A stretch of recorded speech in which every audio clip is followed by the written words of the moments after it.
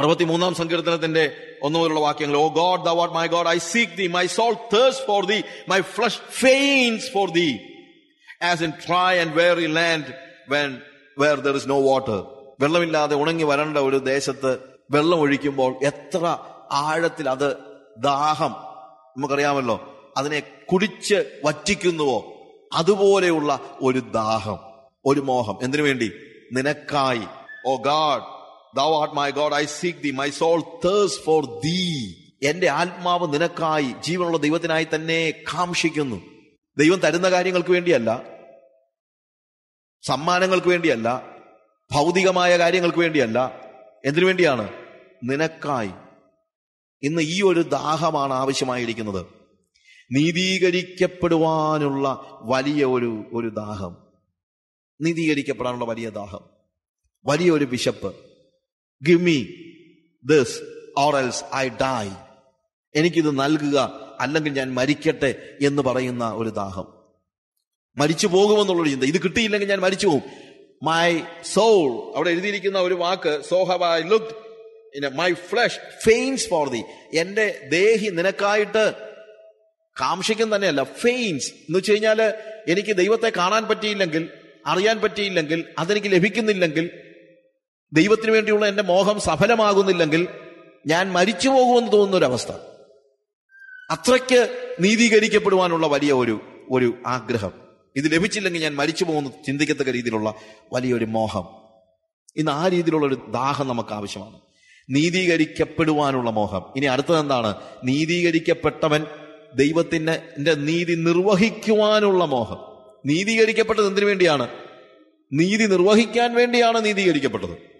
നമ്മൾ നീതീകരിക്കപ്പെട്ടത് എന്തിനു വേണ്ടിയാണ്? നീതിയോടെ ജീവിക്കാൻ വേണ്ടിയാണ്, നീതിയുടെ രാജ്യത്തിൽ. അതുകൊണ്ടാണ് യേശു കർത്താവ് പറയുന്നത്, അവന്റെ രാജ്യവും നീതിയും അന്വേഷിപ്പിൻ. നീതീകരിക്കപ്പെട്ടവൻ, നീതീകരിക്കപ്പെടുന്നതിന് മുമ്പ് അവൻ ആകെ ഒരു കാര്യം മാത്രമേ ആഗ്രഹിച്ചുള്ളൂ. എന്ത്? നീതീകരിക്കപ്പെടണം. വേറെ ഒന്നും അവൻ ആഗ്രഹം ഉണ്ടായിരുന്നില്ല. എന്താണ് നീതീകരിക്കപ്പെടുക? ദൈവത്തിനും ഇടയ്ക്കും എനിക്കൊന്നും ഇല്ലാത്ത അവസ്ഥ, ദൈവവുമായിട്ട് ഇഴചേരുന്നതായ ഒരു സ്റ്റേജ്. നീതീകരിക്കപ്പെടാത്തവന്റെ മുഴുവൻ ദാഹവും എന്തിനാണ്? നീതീകരിക്കപ്പെടുവാൻ. എന്നാൽ നീതീകരിക്കപ്പെട്ടവന്റെ മുഴുവൻ ദാഹവും എന്താണ്? Seek ye first the kingdom of God and its righteousness. ദൈവരാജ്യത്തിന്റെ നീതിയാണ് ഇപ്പോൾ എന്റെ ദാഹം. ഒരിക്കൽ എന്റെ ദാഹം എന്തായിരുന്നു? നീതീകരിക്കപ്പെടുക എന്നുള്ളതായിരുന്നു. പക്ഷെ ഇപ്പോഴെന്റെ ദാഹം എന്താണ്? അവന്റെ രാജ്യവും അവന്റെ നീതിയും, വേറെ ഒന്നുമില്ല. പക്ഷെ ഇന്ന് അവന്റെ രാജ്യവും അവന്റെ പണവും. ഞാൻ കെനിയയിൽ ഒരു ദിവസം സൺഡേയിലെ ന്യൂസ് പേപ്പറിൽ അവരുടെ സൺഡേ മാഗസിൻ വായിച്ചപ്പോഴത്തേക്ക് എനിക്ക് ഭയങ്കര സങ്കടം തോന്നിപ്പോയി. ആഫ്രിക്കയിലെ ഈ നൈറോബിയിലുള്ള ചർച്ചസ് എത്രത്തോളം ധനമോഹികളാണെന്ന് അവിടുത്തെ ഒരു സെക്യുലർ പത്രം അവരുടെ മാഗസിൻ, സൺഡേ മാഗസിനിൽ ഇറ്റ് ഈസ് വിത്ത് മീ, എന്റെ കയ്യിലിരിപ്പുള്ളത്. അവിടെ എഴുതിയിരിക്കുന്ന, അവർ ടൈറ്റിൽ കൊടുത്തിരിക്കുന്നത്, ജേർണലിസ്റ്റുകളല്ലേ അവന്മാർ കൊടുത്തിരിക്കുന്നത്, seek the kingdom of God and it's money. ഓരോ ചർച്ചും എത്രത്തോളം പണം പിടിക്കുന്നുണ്ടെന്നും പണം പിരിവിന് വേണ്ടി അവരെന്തൊക്കെ ഗിമ്മിക്കുകൾ ഉപയോഗിക്കുന്നുണ്ടെന്നും ഓരോ ടെലിവിഷൻ ചാനലിലും ഓരോരുത്തർ പ്രത്യക്ഷപ്പെട്ട് എന്തൊക്കെയാണ്, എന്തോ ഒരു റിസർച്ച് നടത്തിയെന്ന് ഞാൻ ആലോചിച്ചത്.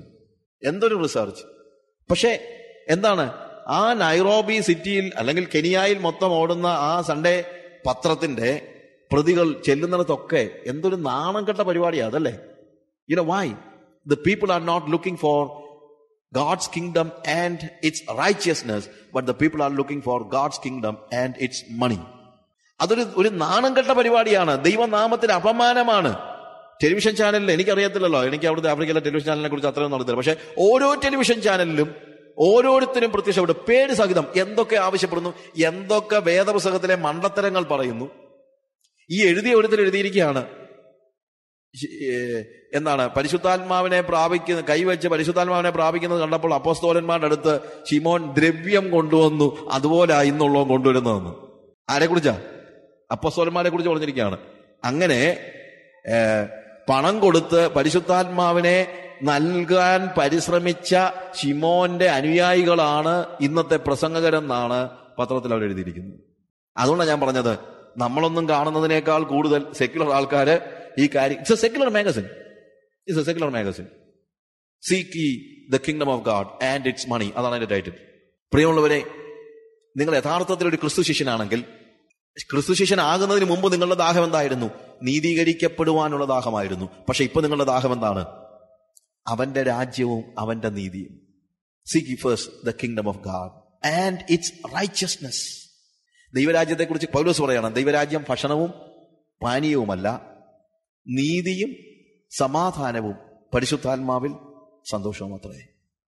അതാണോ നമുക്കിന്ന് ദൈവരാജ്യം? ദൈവരാജ്യത്തെക്കുറിച്ച് പറയുമ്പോൾ ആദ്യം നമ്മുടെ മനസ്സിൽ വരുന്നത് ദൈവരാജ്യത്തിന്റെ നീതിയാണോ, അല്ലെങ്കിൽ നമ്മൾ നീതിക്ക് വേണ്ടി വിശക്കുന്നവരോ ദാഹിക്കുന്നവരോ അല്ല. Seek ye first the kingdom of God and its righteousness. രണ്ടാമതോ, മുമ്പേ അവന്റെ രാജ്യവും നീതി അന്വേഷിപ്പിൻ. രണ്ടാമതോ നമ്മുടെ കാര്യമോ?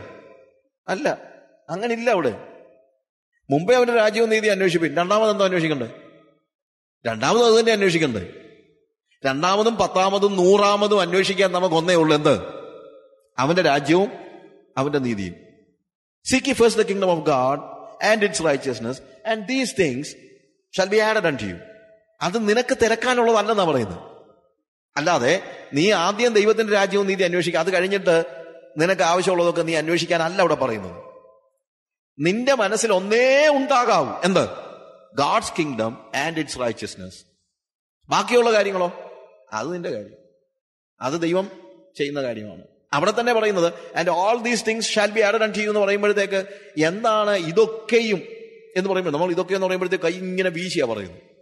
പക്ഷെ ഇതൊക്കെയും എന്താണെന്നുള്ളത് മോളിൽ പറഞ്ഞിട്ടുണ്ട്, അതുകൂടെ നോക്കി വേണം. ആകയാൽ എന്ത് തിന്നും, എന്ത് കുടിക്കും, എന്ത് ഉടുക്കുമെന്ന് നിങ്ങൾ വിചാരപ്പെടരുത്, ഇതൊക്കെയും ജാതികൾ അന്വേഷിക്കുന്നു.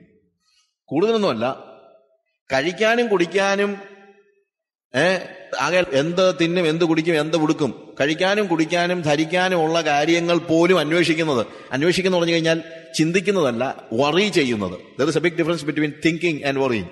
വൈകുന്നേരം എന്തോ കഞ്ഞിക്ക് അല്ലെങ്കിൽ നാളെ രാവിലെ എന്തോ ബ്രേക്ക്ഫാസ്റ്റിന് എന്നുള്ളത് ഇന്ന് ചിന്തിക്കേണ്ടെന്നല്ല അർത്ഥം.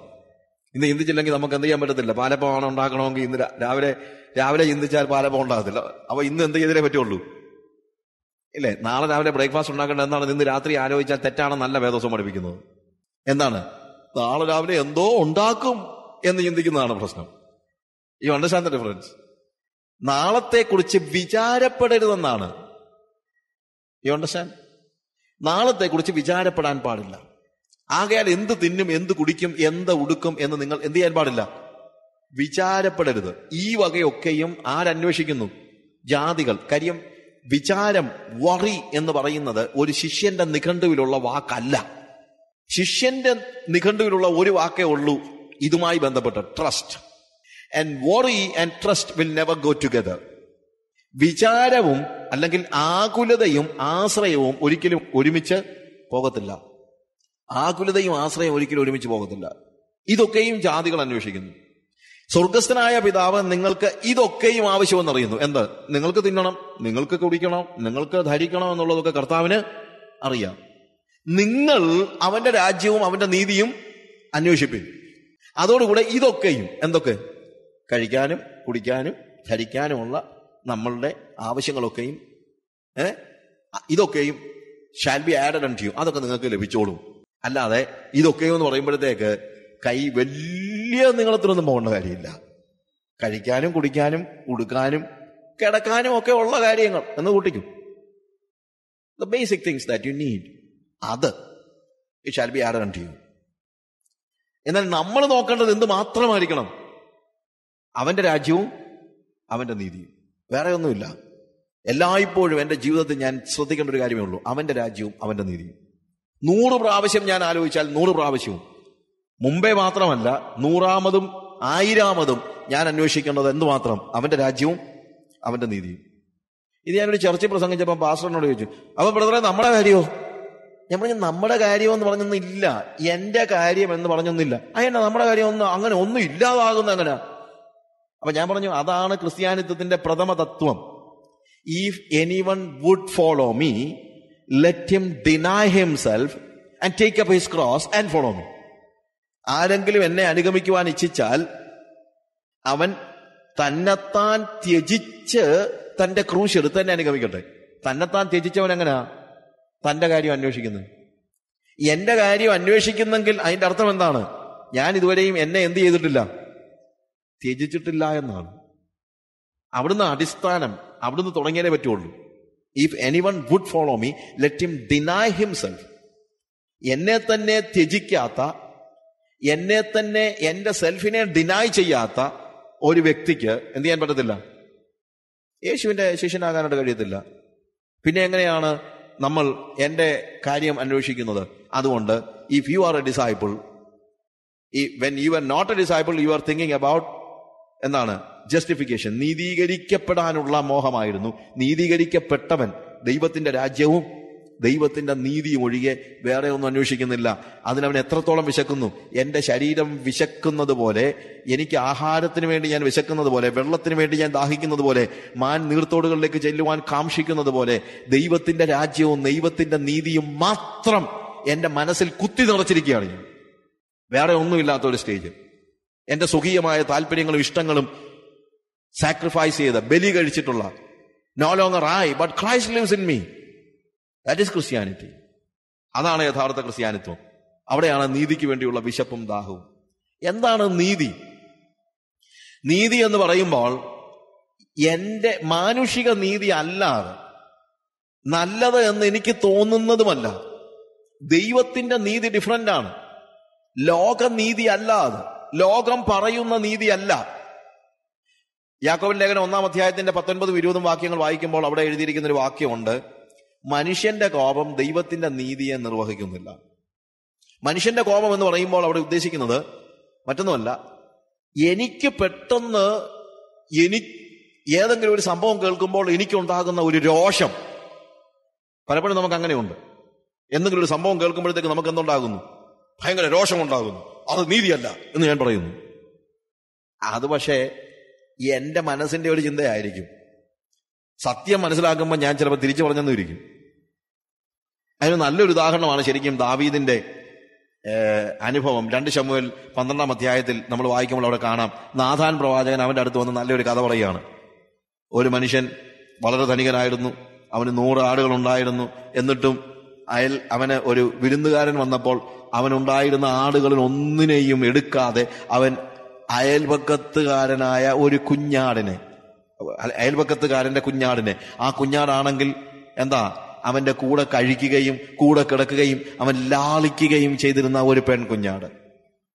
ഇവൻ സ്വന്തമായിട്ടുണ്ടായിരുന്ന ഈ 100 ആടുകളെയും, അല്ലെങ്കിൽ ഇഷ്ടംപോലെ ആടുകളും സമ്പത്തുവനുണ്ടായിട്ടും ഈ ധനവാനായ മനുഷ്യൻ അതിനെ ഒന്നിനും എടുക്കാതെ അയൽപക്കക്കാരന്റെ, അവൻ സ്നേഹിക്കുന്ന പെൺകുഞ്ഞാടിനെ അവൻ എടുത്ത് അറുത്ത് വിരുന്നിന് കൊടുത്തു.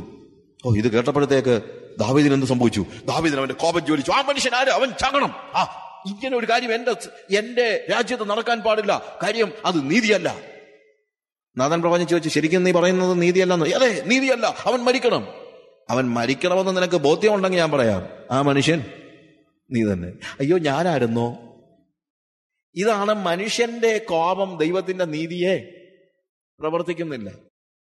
നമ്മൾ പലപ്പോഴും നീതി എന്ന് പറയുന്നത് വല്ലവരുടെയും കാര്യത്തിലാണ്. വല്ലവരുടെയും കാര്യം വരുമ്പോൾ ഭയങ്കര നീതിബോധമാണ് നമുക്ക്. നമ്മുടെ രോഷമല്ല നമ്മുടെ നീതി. നമ്മുടെ രോഷം ദൈവത്തിന്റെ നീതി അല്ല എന്ന് നമ്മൾ മനസ്സിലാക്കണം. എന്നാൽ ഈ കാര്യത്തെക്കുറിച്ച് ബോധ്യമുണ്ടായി ദൈവസന്നിധിയിൽ അനുതപിച്ച ദാവീദിന്റെ ചരിത്രം നമ്മൾ 51-ാം സങ്കീർത്തനം വായിക്കുമ്പോൾ, അതിന്റെ ഭാഗങ്ങൾ വായിക്കാൻ എനിക്ക് നേരമില്ല, എങ്കിലും അതിനകത്ത് ഒരു ഭാഗം, അതിന്റെ 9 മുതലുള്ള ഭാഗങ്ങൾ വായിക്കുമ്പോൾ അവിടെ പറയുന്നതായ ഒരു പ്രധാനപ്പെട്ട കാര്യമുണ്ട്. വേഴ്സ് 9, ചാപ്റ്റർ 51, 51-ാം സങ്കീർത്തനത്തിന്റെ 4-ാമത്തെ വാക്യം വായിച്ചിരിക്കുന്നത്: "Against thee only I have sinned and done what is evil in thy sight." ഞാൻ നിന്നോട് തന്നെ പാപം ചെയ്തു, നിന്റെ ദൃഷ്ടിയിൽ അകൃത്യമായത് ഞാൻ ചെയ്തു പോയിരിക്കുന്നു. അതാണ് ദാവീദിന്റെ പ്രത്യേകത. ഇൻസിഡൻസ്, അവന്റെ ജീവിതത്തിലെ ഇൻസിഡൻസിൽ he was a man who was ready to cry. കരയാൻ മനസ്സുള്ളവനായിരുന്നു, പാപത്തെ അക്സെപ്റ്റ് ചെയ്യാൻ മനസ്സുള്ളവനായിരുന്നു. ഞാൻ നിന്നോട് പാപം ചെയ്തു എന്ന് അവൻ സമ്മതിക്കുകയാണ്. അവൻ സമ്മതിച്ചിട്ട് വേഴ്സ് 9-12 വായിക്കുമ്പോൾ, "Hide thy face from my sins and blot out all my iniquities." എന്റെ എല്ലാ പാപത്തെയും, ചാപ്റ്റർ 51 വേഴ്സ് 9 ഓൺവേഴ്സ് നമ്മൾ വായിക്കുമ്പോൾ അവിടെ നമ്മൾ കാണുന്നത്, എന്റെ പാപങ്ങളെ കാണാതെ വണ്ണം നിന്റെ മുഖം മറയ്ക്കണമേ, എന്റെ അകൃത്യങ്ങളെ ഒക്കെയും മായിച്ചു കളയണമേ. ഹൈഡ്, അവിടെ എഴുതിയിരിക്കുന്ന വാക്കതാണ്, ഹൈഡ് ദൈ ഫേസ് ഫ്രം മൈ സിൻസ്. നിന്റെ മുഖം മറയ്ക്കണമേ. നോക്കുക, ആദാം പാപം ചെയ്തു കഴിഞ്ഞപ്പോൾ അവനെ മറയ്ക്കാൻ നോക്കി. റൈറ്റ്? ദാവീദ് പാപം ചെയ്തു കഴിഞ്ഞപ്പോൾ അവൻ പറയാണ്, എവിടെ പോയി മറയ്ക്കാൻ? ഞാൻ എവിടെ പോയാലും നിനക്കത് മറവായിരിക്കുകയില്ല. ആകെ എനിക്ക് നിന്നോട് ആവശ്യപ്പെടാൻ കഴിയുന്ന ഏക കാര്യം നിന്റെ മുഖം മറയ്ക്കണമെന്നാ. നമ്മളൊക്കെ പാപം ചെയ്യാഞ്ഞിട്ടല്ല, നമ്മളൊക്കെ നീതിമാന്മാരായി ഭൂമിയിലേക്ക് അവതരിച്ചത് കൊണ്ടല്ല. പ്രത്യേകത ഇന്നും നമ്മൾ ജീവനോടിരിക്കുന്നതിന്റെ കാരണം നമ്മുടെ പാപങ്ങളെ കാണാതെ വണ്ണം അവന്റെ മുഖം മറച്ചതാണ്.